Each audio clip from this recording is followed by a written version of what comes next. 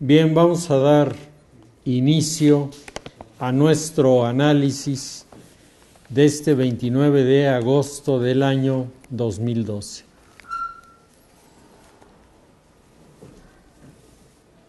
Había pensado originalmente hacer en el área internacional un análisis de el tema de China, su relación con los Estados Unidos, pero me parece que dados los acontecimientos y la información que está circulando en este momento, es más conveniente el revisar el papel de los Estados Unidos y el papel en general del mundo occidental en relación a los fenómenos que se están produciendo en la zona del Medio Oriente, la parte del Magreb, la zona del Sahel y la zona del África subsahariana, porque se está gestando ahí un fenómeno que hace que varios de los analistas se pregunten si no estamos asistiendo a la aparición de nuevas potencias regionales. Y estas potencias regionales, lo más sorprendente es que son africanas, cuando todavía hace año y medio las perspectivas del África, si no eran las del Magreb, prácticamente se daban por descartadas. Hoy dicen que están surgiendo los 7 leones subsaharianos, es decir, 7 países del África que están creciendo de manera impresionante en los últimos años. Estos 7 leones subsaharianos son Ghana, Nigeria, Zambia, Tanzania, Etiopía, Mozambique y el Congo. Crecen sin precedentes. El caso de Ghana está creciendo al 7%, es decir, está rebasando las marcas de los países desarrollados en la parte occidental. Y aunque el Congo tiene todavía el 2.1, la enorme potencialidad de riquezas que tiene el Congo hace suponer que en muy poco tiempo, a un mediano y largo plazo, les vamos a ver acelerar el paso y emerger como grandes potencias en el mundo africano en el lapso de 3 años. Es decir, el escenario está cambiando tan rápidamente que en 3 años podemos ver que este fenómeno comience a consolidarse, mientras en la región del Sahel y en la región del Magreb los problemas están cada vez más intensos. Particularmente en la región del Sahel, la incorporación en el mundo de los tuaregs del fundamentalismo está creando toda una serie de situaciones y de confrontaciones que en el pasado eran absolutamente desconocidas. Entonces, mientras en el mundo occidental la comunidad europea tiene tropiezos muy serios que están haciendo pensar a algunos que países como Grecia tendrán que abandonar la comunidad europea, mientras Turquía se debate entre las tensiones de los modernizadores laicistas y los conservadores fundamentalistas que se pelean los puestos de gobierno, el mundo del África negra emerge de repente con 7 posibilidades de desarrollo y crecimiento que sin duda están atrayendo en primerísimo lugar la atención de China. Los chinos ya se apersonaron en estos países y ya comenzaron a platicar como de qué podrían hacer negocios o en qué podrían interesarse para sacar adelante este proyecto que decía se espera que en 3 años verdaderamente sorprenda al mundo. Estados Unidos, enormemente preocupado por este fenómeno, preocupado porque es China y no Estados Unidos quien está en este momento en las mejores relaciones con estos leones de la economía africana. Estados Unidos está proponiendo un proyecto para el Medio Oriente y el Magreb. Proyecto con el que Estados Unidos, diríamos el presidente Barack Obama, está anunciando que podría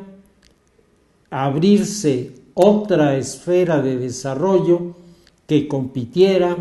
que estuviera presente y que tuviera posibilidades de crecimiento y de consolidación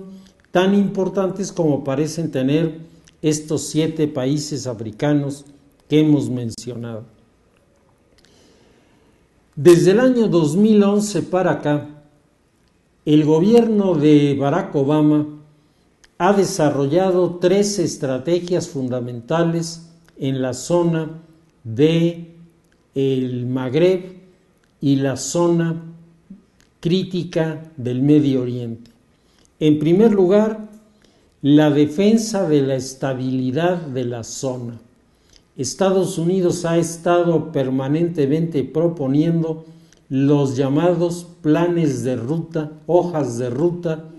en los que siempre el objetivo es la estabilidad de la zona, el equilibrio de las fuerzas. En segundo lugar, la estrategia supone el control de las fronteras de Occidente frente a la inmigración. La inmigración desordenada, caótica, la inmigración cada vez más abundante en el sur del mundo europeo, está siendo controlado a través de toda una serie de mecanismos que van desde patrullas mucho más abundantes y con equipos de mucho mayor calidad para poder rastrear los botes en los que se trasladan del norte de África a los países de Europa en el Mediterráneo, y por otro lado el crear en los países a donde está llegando esta migración instalaciones que permitan tratar con humanidad a la gente y al mismo tiempo hacer toda una serie de investigaciones sobre los recién llegados que establezcan quiénes pueden en una primera instancia ser aceptados para trabajar y quienes de entrada sacar un boleto de regreso porque no quedan calificados. Y finalmente la tercera y última estrategia es la lucha abierta de Estados Unidos y sus aliados contra el integrismo religioso, contra el integrismo musulmán. De 2011 a la fecha, este planteamiento ha venido cobrando fuerza y ha venido consolidándose a partir de una serie de acuerdos que el gobierno norteamericano ha obtenido con otros gobiernos de la zona. Europa se ha solidarizado con Barack Obama en el proyecto y entonces tenemos como uno de los datos interesantes que los gobiernos laicistas de la zona están avalando la idea de Barack Obama. Y dentro de estos gobiernos, Obama había contado con Egipto, Siria, Líbano, Túnez y Argelia. De estos,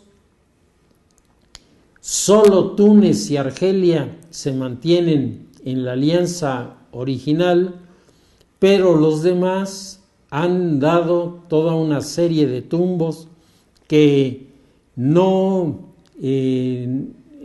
representan en este momento la seguridad y la consolidación que Estados Unidos necesitaría.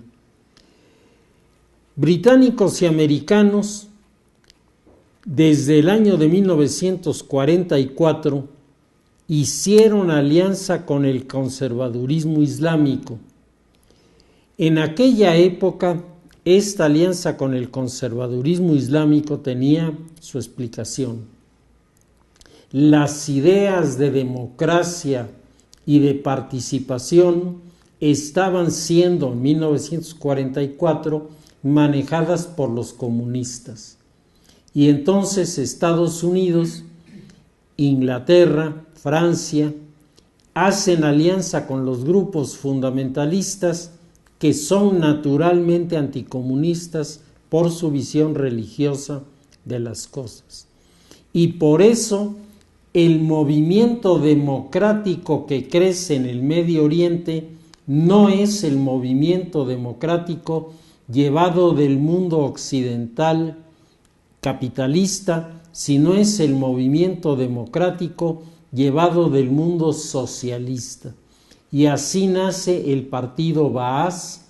que es una interpretación del socialismo en la perspectiva del Corán, que durante un buen tiempo logró una presencia y una influencia en la zona.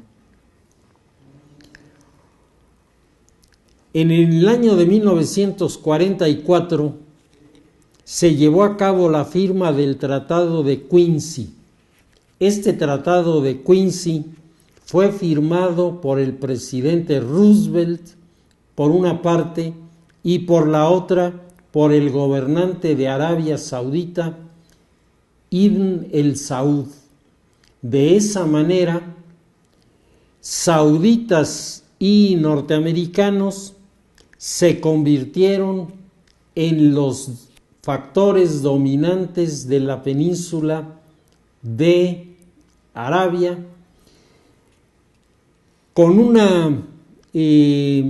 serie de modalidades que estaban redactadas en el texto del tratado,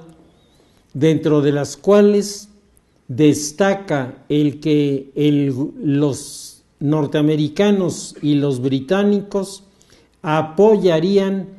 al régimen wahabita de los sauditas, que es, digamos, un régimen protestante del Corán,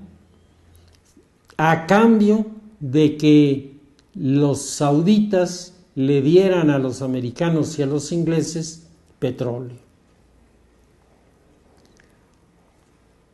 Nace así la alianza británico-americana, no solo con el Arabia Saudita, sino de manera muy especial por todas las implicaciones que tiene en el momento actual con los Emiratos Árabes Unidos. Y así, a partir de los años 40 del siglo XX, se creó la hegemonía de los sauditas sobre la zona, que hoy le sirve a los Estados Unidos para mantener bases norteamericanas en la zona de los países musulmanes y les permite tener bases de operaciones en los Emiratos, que siempre resultan de enorme importancia frente al desafío que en el 2012 está enfrentando el presidente Obama del gobierno de Irán en su conflicto con el Estado de Israel. Durante la Guerra Fría, Estados Unidos y Gran Bretaña, junto con los países europeos, manejaron intensamente una campaña contra el laicismo musulmán. Y decíamos la razón de este repudio al laicismo musulmán, al que hoy parecen estar llamando de regreso norteamericanos e ingleses, se debía a la preponderancia de las ideas del partido Baaz en esa zona. El laicismo del partido Baaz logró en Egipto, en Siria y en Irak una enorme penetración. Y en estos tres países se fundó la República Árabe Unida, el único modelo geopolítico del mundo musulmán representado por su caudillo militar Gamal Abdel Nasser. En la posmodernidad, las revoluciones democráticas conservadoras del año 2011 han venido a influir de manera considerable en los acontecimientos de la política norteamericana y británica, que de repente se encontraron marginados de los acontecimientos porque los sectores fundamentalistas, evidentemente con la lucha que Estados Unidos y Gran Bretaña están librando contra el fundamentalismo, no son áreas sensibles a un entendimiento con estos países. Y por otro lado, la presencia de estas revoluciones democráticas conservadoras no acaba todavía de definir hacia dónde apunta. Son estas fuerzas del conservadurismo las que le han dado la repercusión, la presencia, la trascendencia ante los medios de comunicación por la fuerza que tienen. Pero al día de hoy resulta muy difícil, es muy arriesgado el hacer un diagnóstico de hacia dónde apuntan los musulmanes de esta zona, porque yo pienso que ni ellos mismos en el fondo saben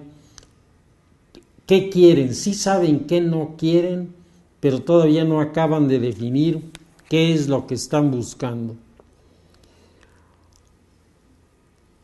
Entre el año del 2011 y 2012, en este momento en el que se inician las campañas de la sucesión presidencial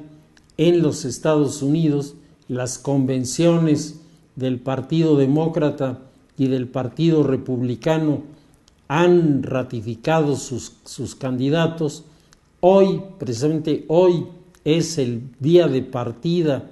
a 70 días de distancia de la elección, de las campañas de demócratas y republicanos, y en este momento y en estas circunstancias, de repente se produce el renacimiento de la causa de los palestinos. Y el renacimiento de la causa de los palestinos está identificado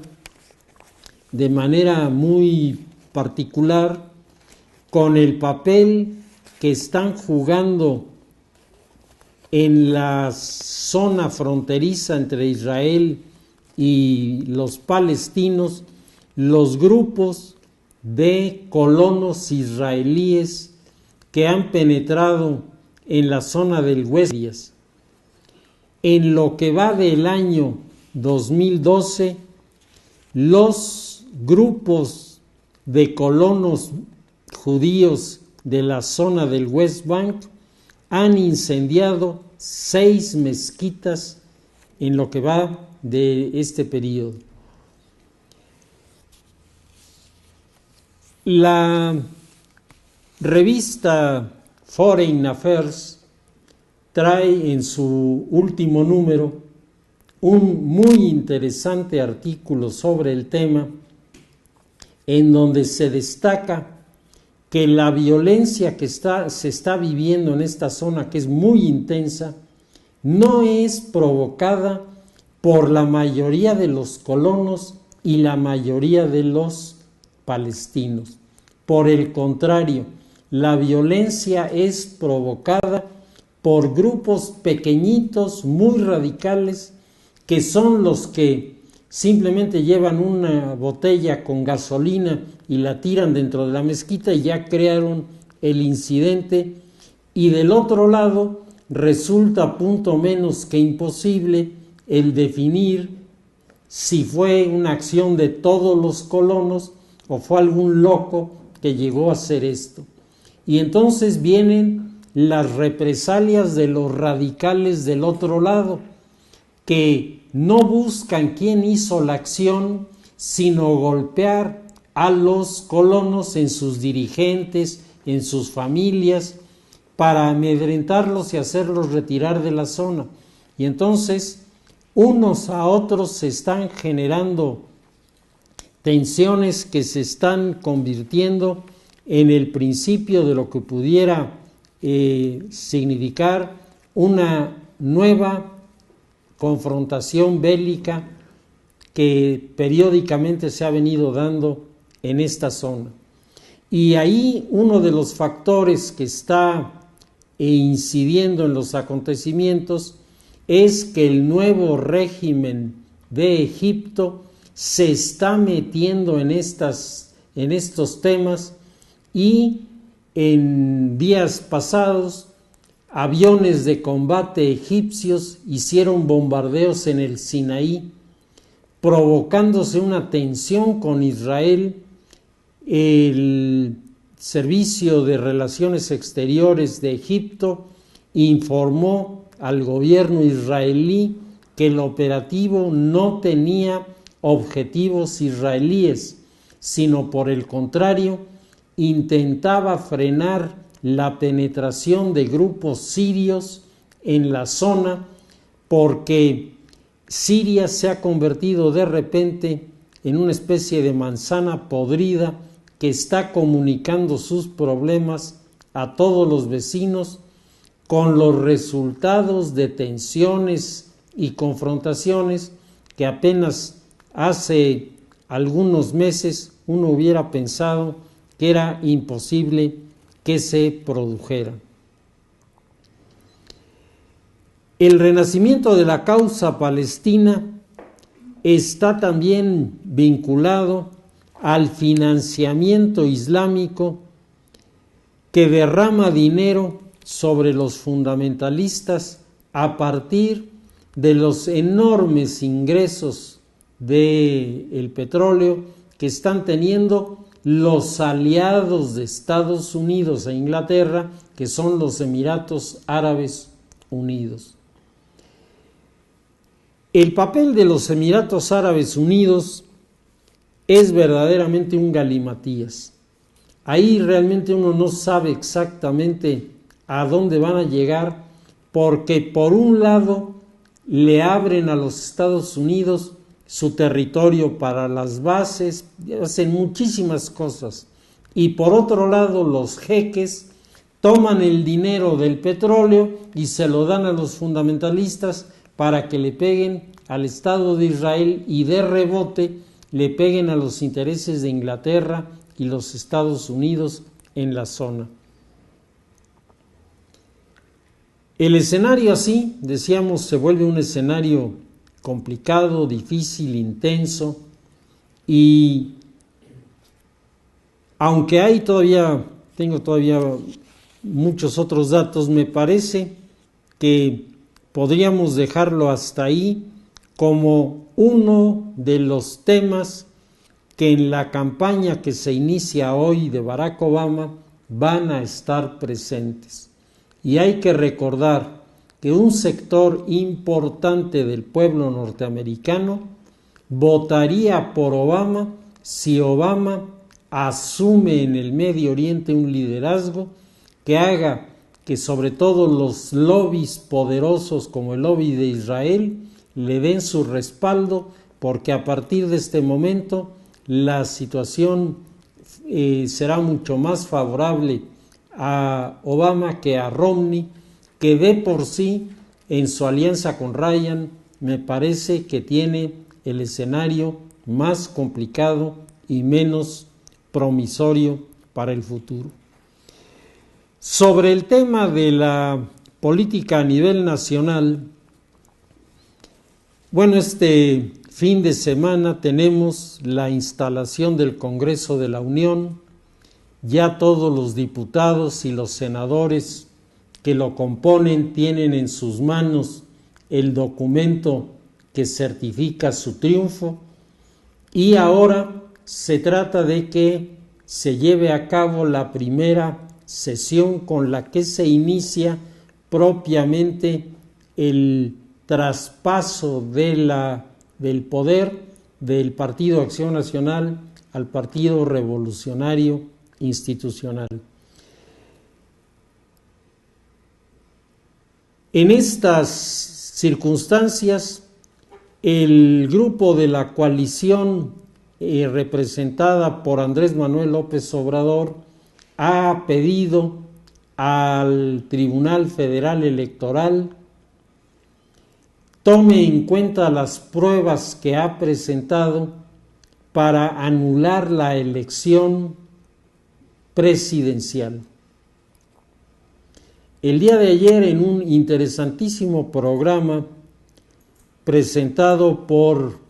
Leo Zuckerman, en el que participaron uno de los asesores jurídicos de la UNAM y uno de los asesores jurídicos del Tribunal Electoral, de la Comisión Electoral, se hizo una revisión muy de fondo del tema, y los dos expertos coincidieron en que si hipotéticamente el tribunal fallara a favor de la anulación, no sería la anulación de la presidencia solamente, sería la anulación de todo, porque si se anula, no se puede anular un pedacito, se anula todo, de la misma manera que si se avala todo y no un pedacito. Explicaba con mucho detalle el asesor jurídico de la UNAM cómo el tribunal tiene la obligación de recibir las pruebas que se presentan, pero que Andrés Manuel López Obrador se equivoca cuando le pide al tribunal que sea él el que prácticamente establezca el caso de la nulidad. Dice, esa no es la función del tribunal. Quien tiene que establecer esa figura es quien acusa, que es el que tiene que probar primero lo que está señalando como alteración al funcionamiento, y segundo, tiene que demostrar que eso que está provocando una alteración es causa suficiente de nulidad.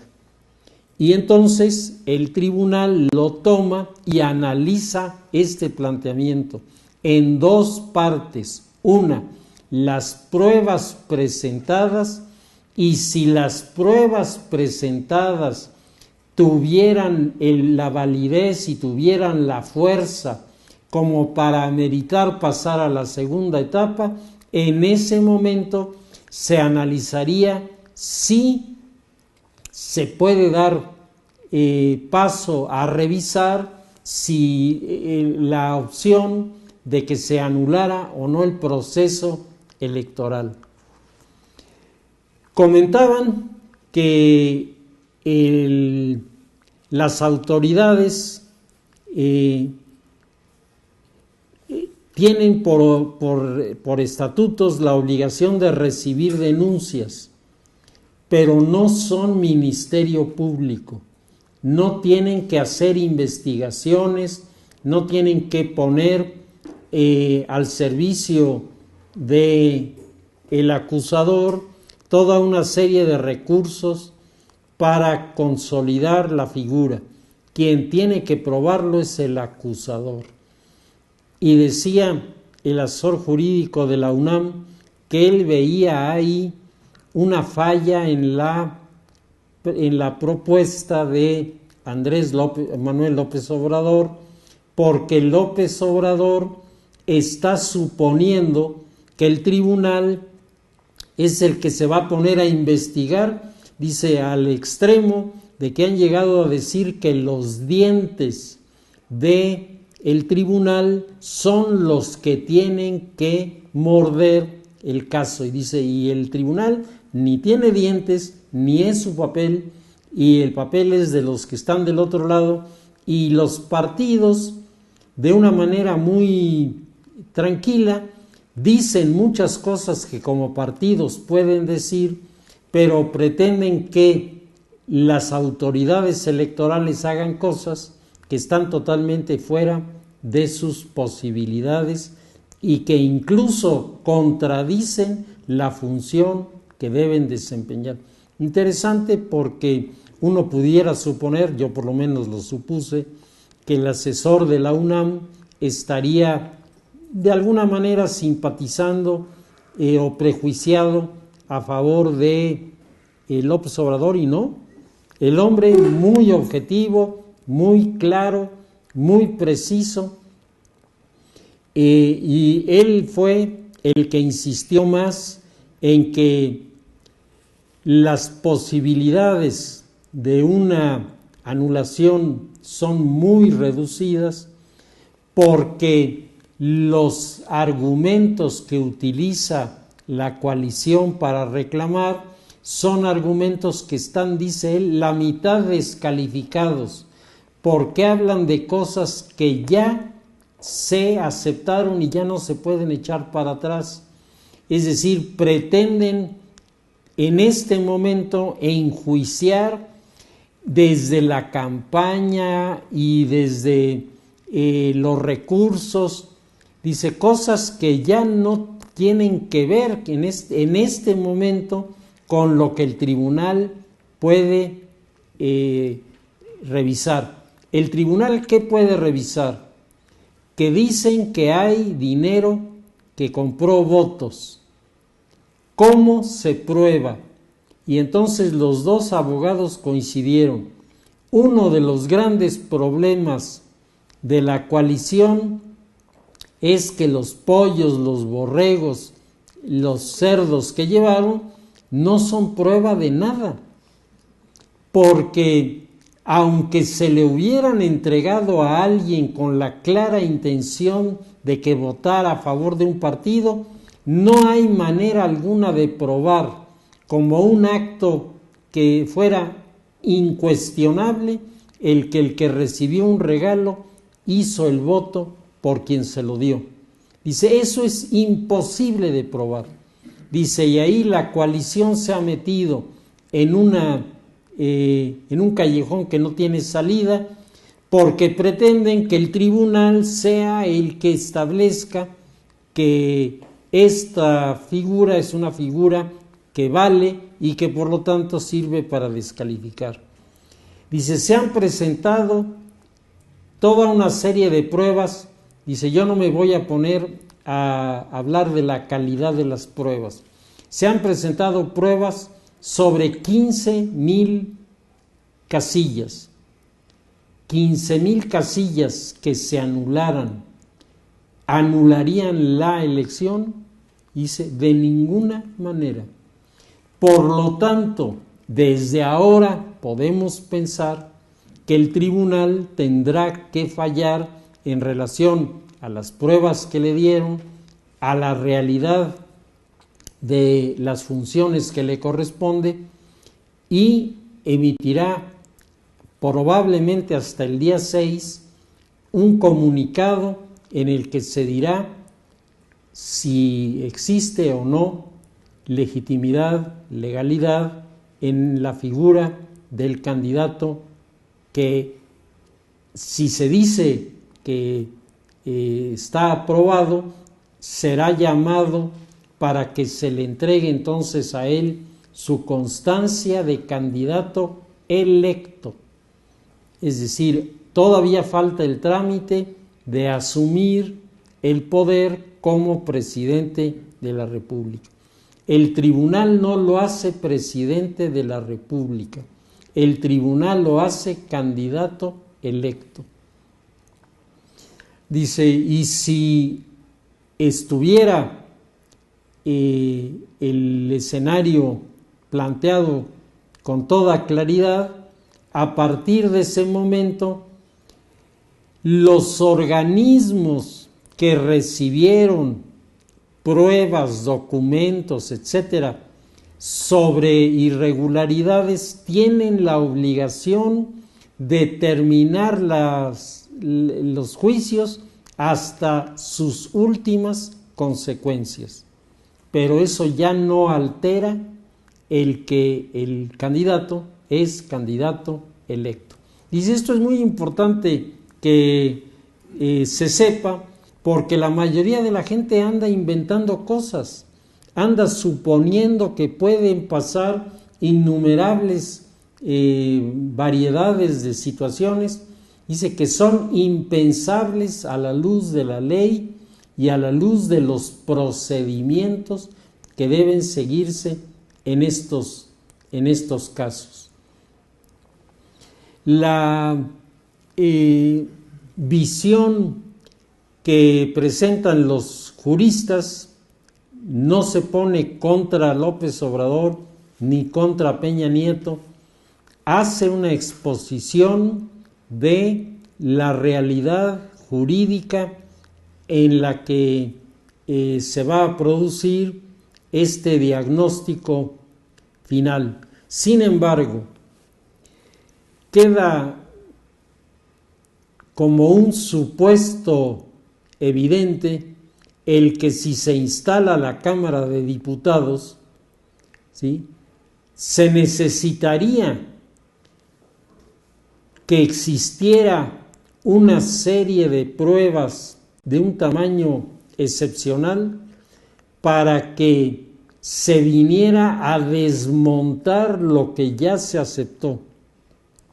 Y eso los dos juristas consideraban que era punto menos que imposible. Ahora, ¿qué dice de esto Andrés Manuel López Obrador? En primer lugar, Andrés Manuel López Obrador considera que las pruebas aportadas en números son tan significativas que necesariamente tienen que obligar a pensar al tribunal que la razón le corresponde a los demandantes y por lo tanto, dice Andrés Manuel López Obrador, y lo acompaña Porfirio Muñoz Ledo, en un acto de audacia pero al mismo tiempo de humildad, el tribunal debería reconocer que hay elementos suficientes para pensar que hubo coacción en el voto, invalidar la elección y a partir de ese momento nombrar a un presidente provisional y pensar si se anula también la elección del resto de las elecciones o si solo se queda en la presidencia. Eso dice Andrés Manuel López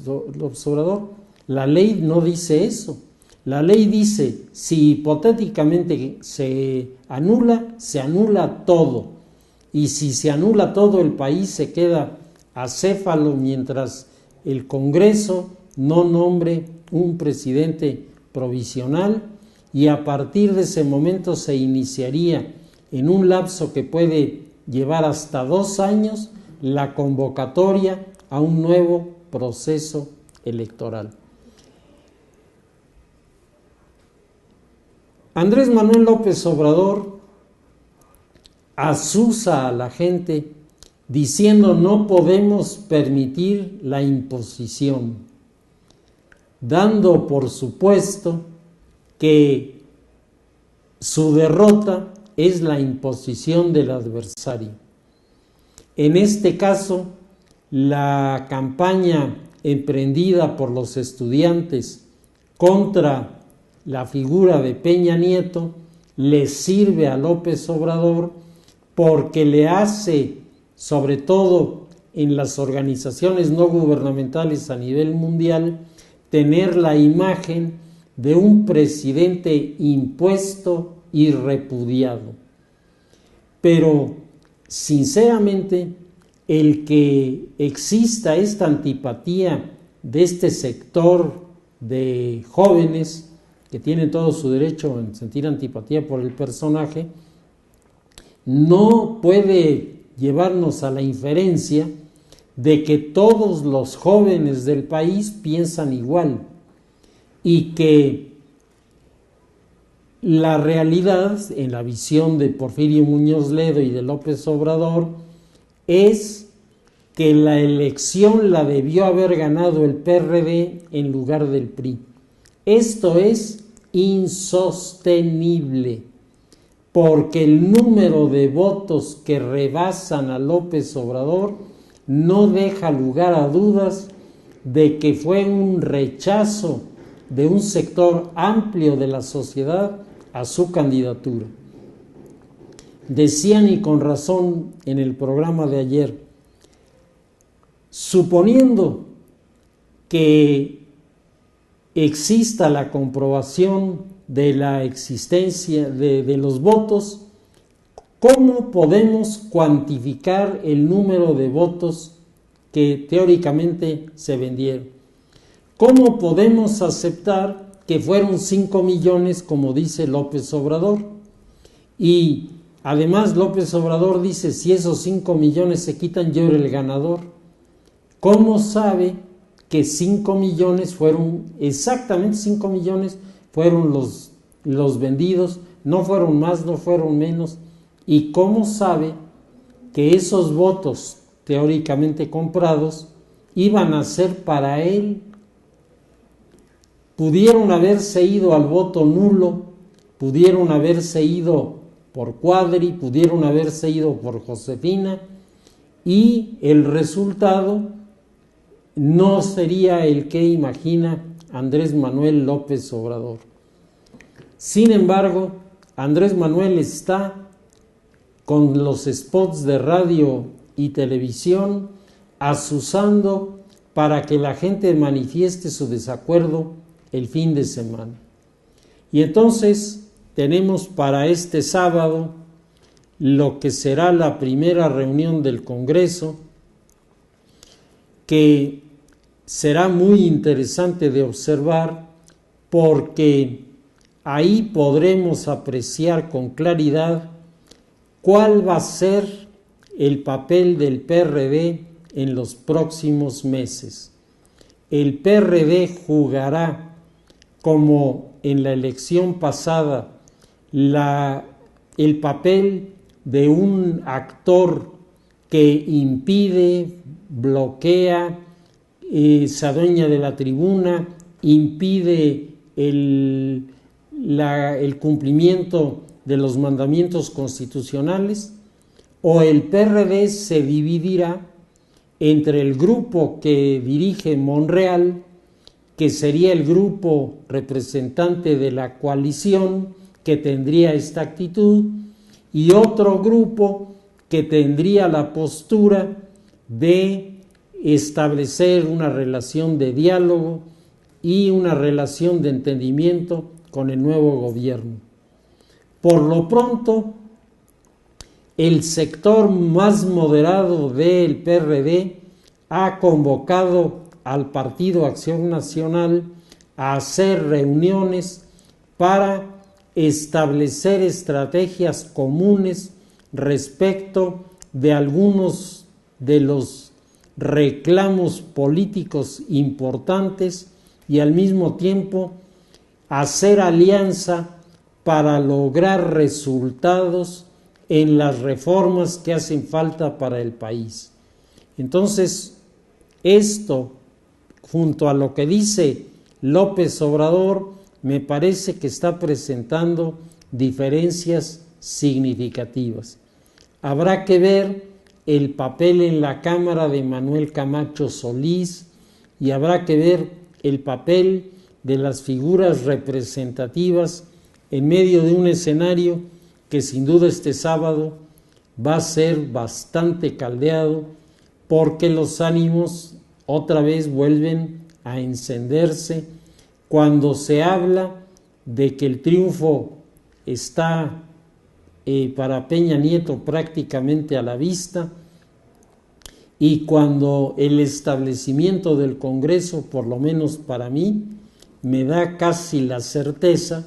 de que es imposible hacer un proceso de anulación cuyas consecuencias para el país serían verdaderamente desastrosas. Pues lo dejamos ahí, nos quedamos en el suspenso de lo que ocurrirá el fin de semana, y para el miércoles de la semana próxima, con toda seguridad tendremos ya elementos para discernir un poco más cuál es el futuro político de los partidos en los próximos meses. Pues lo dejamos ahí, continuamos dentro de 8 días.